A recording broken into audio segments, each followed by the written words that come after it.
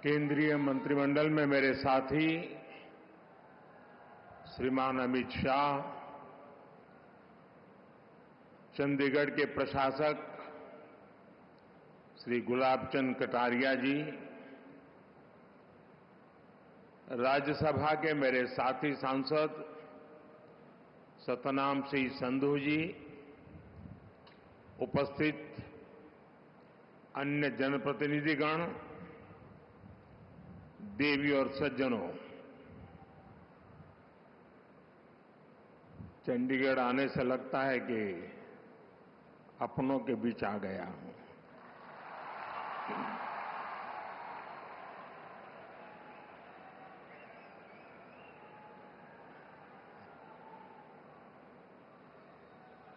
चंडीगढ़ की पहचान शक्ति स्वरूपा मां चंडी का नाम से जुड़ी है। मां चंडी यानी शक्ति का वह स्वरूप जिससे सत्य और न्याय की स्थापना होती है। यही भावना भारतीय न्याय संहिता, नागरिक सुरक्षा संहिता के पूरे प्रारूप का आधार भी है। एक ऐसे समय में जब देश विकसित भारत का संकल्प लेकर आगे बढ़ रहा है, जब संविधान के 75 वर्ष हुए हैं, तब संविधान की भावना से प्रेरित भारतीय न्याय संहिता का प्रभाव प्रारंभ होना, उसका प्रभाव में आना एक बहुत बड़ी शुरुआत है। देश के नागरिकों के लिए हमारे संविधान ने जिन आदर्शों की कल्पना की थी, उन्हें पूरा करने की दिशा में ये ठोस प्रयास है। ये कानून कैसे अमल में लाए जाएंगे, अभी मैं इसका लाइव डेमो देख रहा था और मैं भी यहां सबसे आग्रह करता हूं कि समय निकाल करके इस लाइव डेमो को जरूर देखें। लॉ के स्टूडेंट देखें, बार के साथी देखें, जुडिशरी के भी साथियों को अगर सुविधा हो वे भी देखें। मैं इस अवसर पर सभी देशवासियों को भारतीय न्याय संहिता, नागरिक संहिता के लागू होने की अनेक अनेक शुभकामनाएं देता हूं और चंडीगढ़ प्रशासन से जुड़े सबको बधाई देता हूं। साथियों, देश की नई न्याय संहिता अपने आप में जितना समग्र दस्तावेज है, इसको बनाने की प्रक्रिया भी उतनी ही व्यापक रही है। इसमें देश के कितने ही महान संविधानविदों और कानूनविदों की मेहनत जुड़ी है। गृह मंत्रालय ने इसे लेकर जनवरी 2020 में सुझाव मांगे थे। इसमें देश के मुख्य न्यायाधीशों का सुझाव और मार्गदर्शन रहा। इनमें हाई कोर्ट्स के चीफ जस्टिस, उन्होंने भरपूर सहयोग दिया। देश का supreme court, 16 high court, judicial academies अनेकों लॉ इंस्टीट्यूशंस, सिविल सोसाइटी के लोग, अन्य बुद्धिजीवी, इन सब ने वर्षों तक मंथन किया, संवाद किया, अपने अनुभवों को पिरोया। आधुनिक परिप्रेक्ष्य में देश की जरूरतों पर चर्चा की गई। आजादी के 7 दशकों में न्याय व्यवस्था के सामने जो चैलेंजेज आए, उन पर गहन मंथन किया गया। हर कानून का व्यवहारिक पक्ष देखा गया, फ्यूचरिस्टिक पैरामीटर्स पर उसे कसा गया। तब भारतीय न्याय संहिता अपने इस स्वरूप में हमारे सामने आई है। मैं इसके लिए देश के सुप्रीम कोर्ट का, ऑनरेबल जजेस का,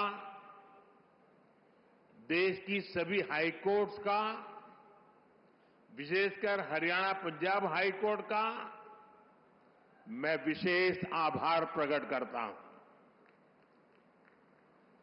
मैं बार का भी धन्यवाद करता हूं कि जिन्होंने आगे आकर इस न्याय संहिता की ओनरशिप ली है। बार के सभी साथी बहुत बहुत अभिनंदन के अधिकारी हैं। मुझे भरोसा है सबके सहयोग से बनी भारत की ये न्याय संहिता भारत की न्याय यात्रा में मील का पत्थर साबित होगी। साथियों, हमारे देश ने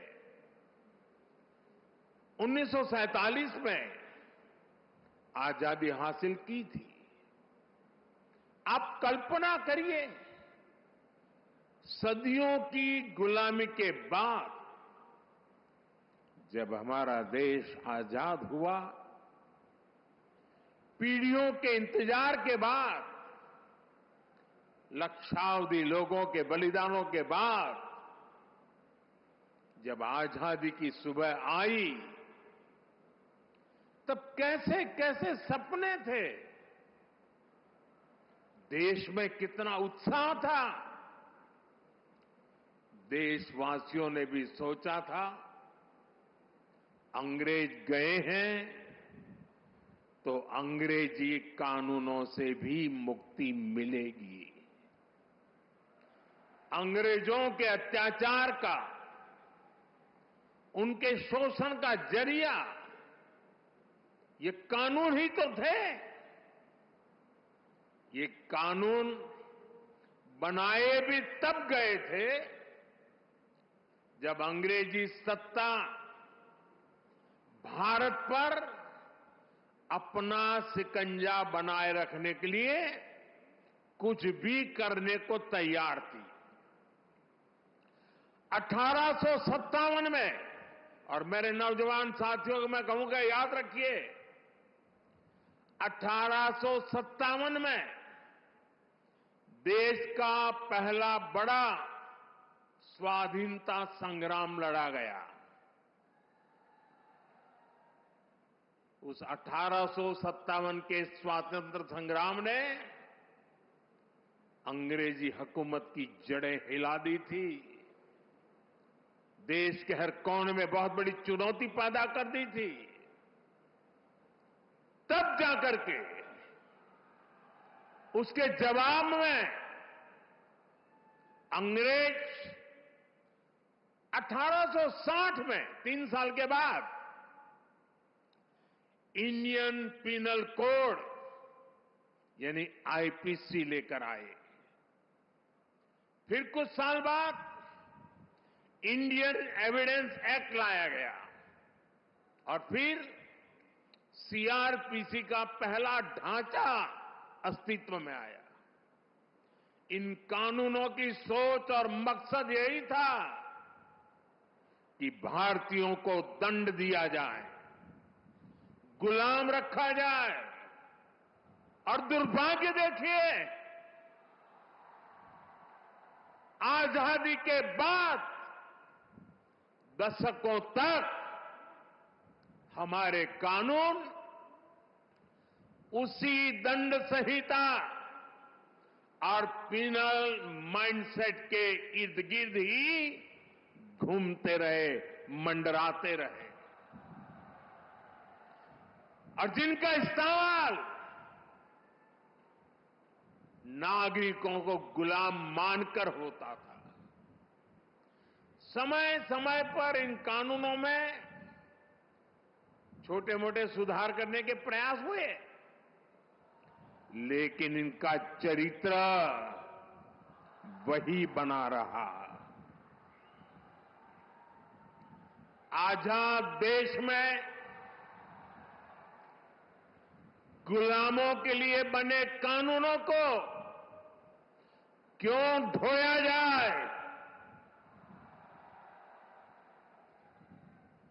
ये सवाल न हमने खुद से पूछा, न शासन कर रहे लोगों ने इस पर विचार करने की जरूरत समझी।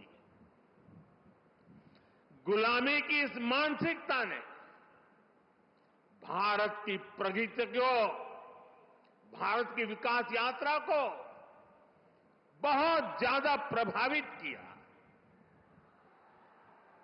साथियों, देश अब उस कॉलोनियल माइंडसेट से बाहर निकले, राष्ट्र के सामर्थ्य का प्रयोग राष्ट्र निर्माण में हो, इसके लिए राष्ट्रीय चिंतन आवश्यक था। और इसलिए मैंने 15 अगस्त को लाल किले से गुलामी की मानसिकता से मुक्ति का संकल्प देश के सामने रखा था। अब भारतीय न्याय संहिता, नागरिक संहिता, इसके जरिए देश ने उस दिशा में एक और मजबूत कदम उठाया है। हमारी न्याय संहिता of the people, by the people, for the people की उस भावना को सशक्त कर रही है जो लोकतंत्र का आधार होती है। साथियों, न्याय संहिता समानता, समरसता और सामाजिक न्याय के विचारों से बुनी गई है। हम हमेशा से सुनते आए हैं कि कानून की नजर में सब बराबर होते हैं, लेकिन व्यवहारिक सच्चाई कुछ और ही दिखाई देती है। गरीब, कमजोर व्यक्ति कानून के नाम से डरता था। जहां तक संभव होता था, वो कोर्ट, कचहरी और थाने में कदम रखने से डरता था। अब भारतीय न्याय संहिता समाज के इस मनोविज्ञान को बदलने का काम करेगी। उसे भरोसा होगा कि देश का कानून समानता की, इक्वालिटी की गारंटी है।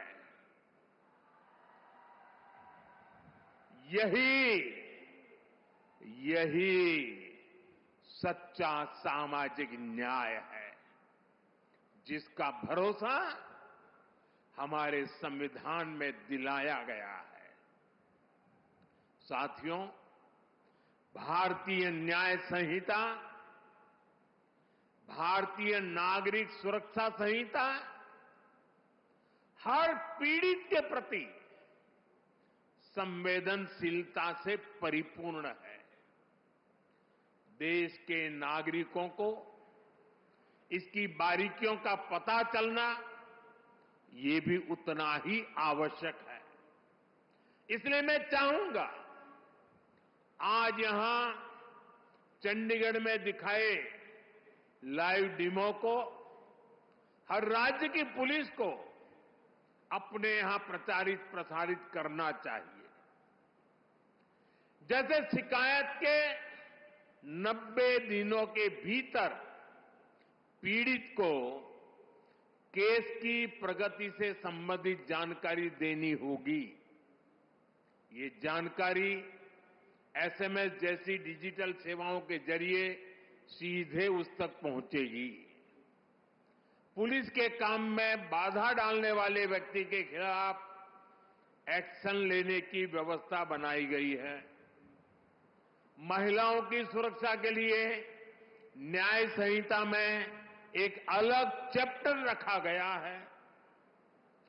वर्क प्लेस पर महिलाओं के अधिकार और सुरक्षा, घर और समाज में उनके और बच्चों के अधिकार, भारतीय न्याय संहिता ये सुनिश्चित करती है कि कानून पीड़िता के साथ खड़ा हो। इसमें एक और अहम प्रावधान किया गया है। अब महिलाओं के खिलाफ बलात्कार जैसे घृणित अपराधों में पहली हियरिंग से 60 दिन के भीतर चार्ज फ्रेम करने ही होंगे। सुनवाई पूरी होने के 45 दिनों के भीतर भीतर फैसला भी सुनाया जाना अनिवार्य कर दिया गया है।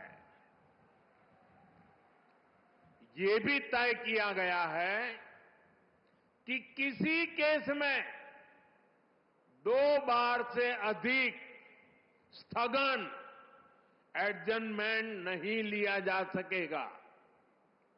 साथियों, भारतीय न्याय संहिता का मूल मंत्र है सिटीजन फर्स्ट। ये कानून नागरिक अधिकारों के प्रोटेक्टर बन रहे हैं, ईज ऑफ जस्टिस का आधार बन रहे हैं। पहले एफआईआर करवाना भी कितना मुश्किल होता था, लेकिन अब जीरो एफआईआर को भी कानूनी रूप दे दिया गया है। अब उसे कहीं से भी केस दर्ज कराने की सहूलियत मिली है। एफआईआर की कॉपी पीड़ित को दी जाए, उसे ये अधिकार दिया गया है। अब आरोपी के ऊपर कोई केस अगर हटाना भी है तो तभी हटेगा जब पीड़ित की सहमति होगी। अब पुलिस किसी भी व्यक्ति को अपनी मर्जी से हिरासत में नहीं ले सकेगी। उसके परिजनों को सूचित करना ये भी न्याय संहिता में अनिवार्य कर दिया गया है। भारतीय न्याय संहिता का एक और पक्ष है उसकी मानवीयता, उसकी संवेदनशीलता। अब आरोपी को बिना सजा बहुत लंबे समय तक जेल में नहीं रखा जा सकता। अब 3 वर्ष से कम सजा वाले अपराध के मामले में गिरफ्तारी भी हायर अथॉरिटी की सहमति से ही हो सकती है। छोटे अपराधों के लिए अनिवार्य जमानत का प्रावधान भी किया गया है। साधारण अपराधों में सजा की जगह कम्युनिटी सर्विस का विकल्प भी रखा गया है। ये आरोपी को समाज हित में सकारात्मक दिशा में आगे बढ़ने के नए अवसर देगा। फर्स्ट टाइम ऑफेंडर्स के लिए भी न्याय संहिता बहुत संवेदनशील है। देश के लोगों को ये जानकर भी खुशी होगी कि भारतीय न्याय संहिता के लागू होने के बाद जेलों से ऐसे हजारों कैदियों को छोड़ा गया है जो पुराने कानूनों की वजह से जेलों में बंद थे। आप कल्पना कर सकते हैं, एक नई व्यवस्था, नया कानून नागरिक अधिकारों के सशक्तिकरण को कितनी ऊंचाई दे सकता है। साथियों, न्याय की पहली कसौटी है समय से न्याय मिलना। हम सब बोलते और सुनते भी आए हैं, जस्टिस डिलेड, जस्टिस डिनाइड। इसलिए भारतीय न्याय संहिता, नागरिक सुरक्षा संहिता के जरिए देश ने त्वरित न्याय की तरफ बड़ा कदम उठाया है। इसमें जल्दी चार्जशीट फाइल करने और जल्दी फैसला सुनाने को प्राथमिकता दी गई है। किसी भी केस में हर चरण को पूरा करने के लिए समय सीमा तय की गई है। ये व्यवस्था देश में लागू हुए अभी कुछ ही महीने हुए हैं।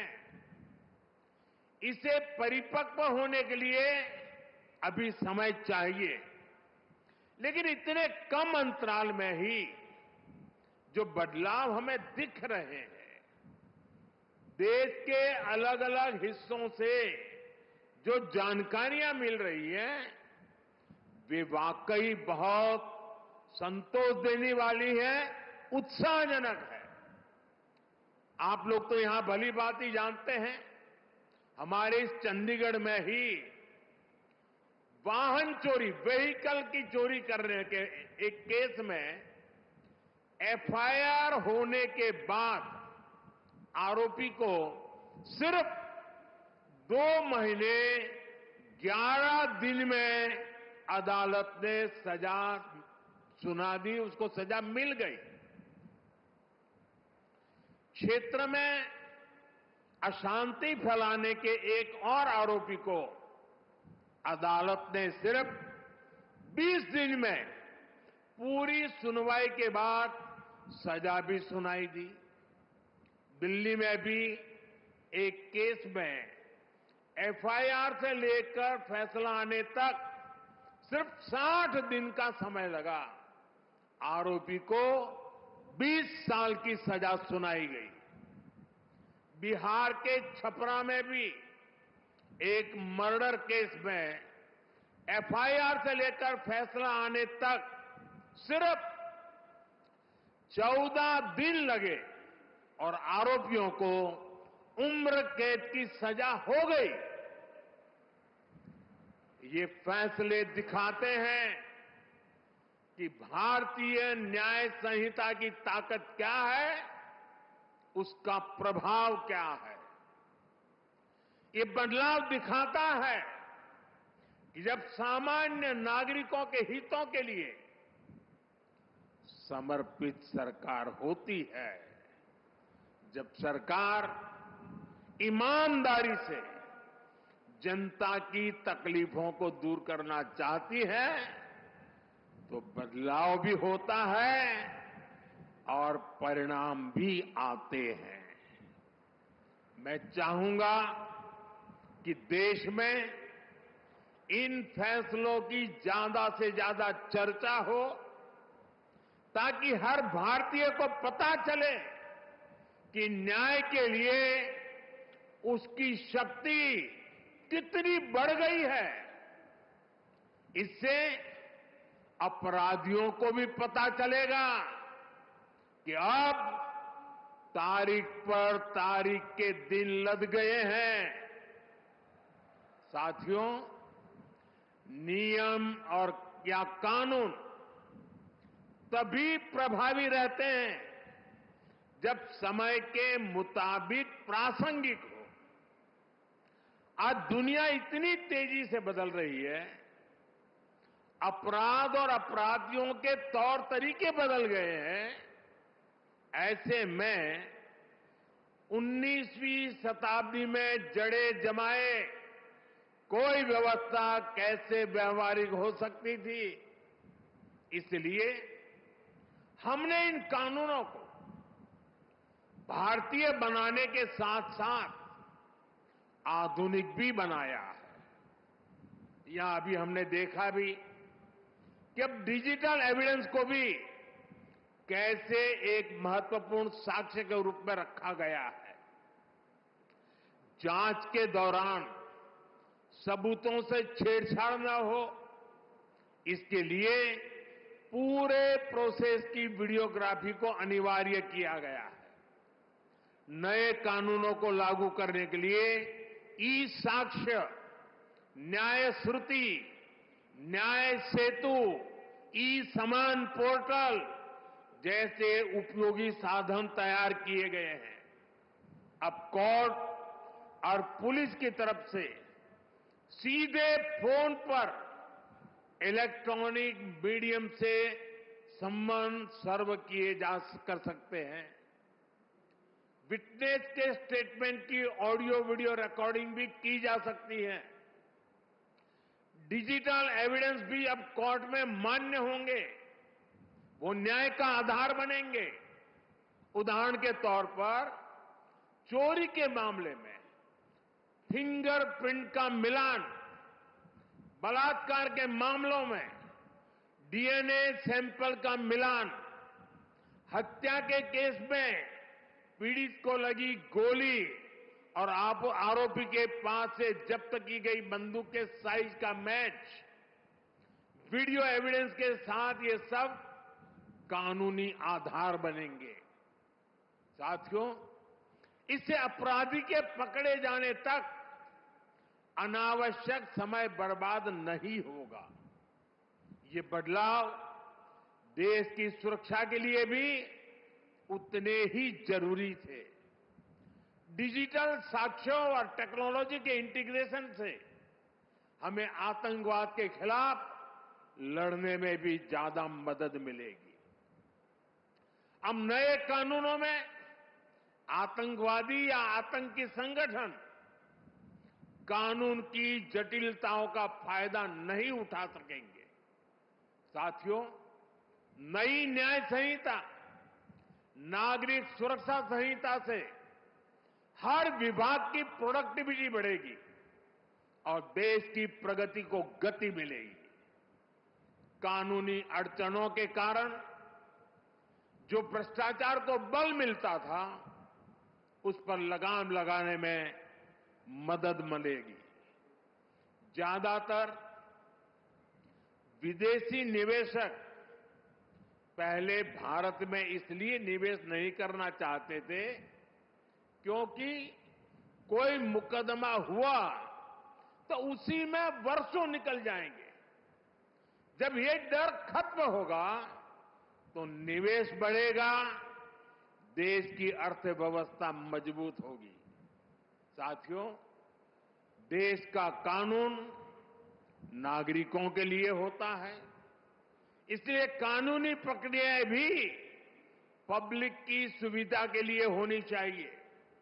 लेकिन पुरानी व्यवस्था में प्रोसेस ही पनिशमेंट बन गया था। एक स्वस्थ समाज में कानून का संबल होना चाहिए, लेकिन आईपीसी में केवल कानून का डर ही एकमात्र तरीका था, वो भी अपराधी से ज्यादा ईमानदार लोगों को जो बेचारे विक्टिम हैं, उनको डर रहता था।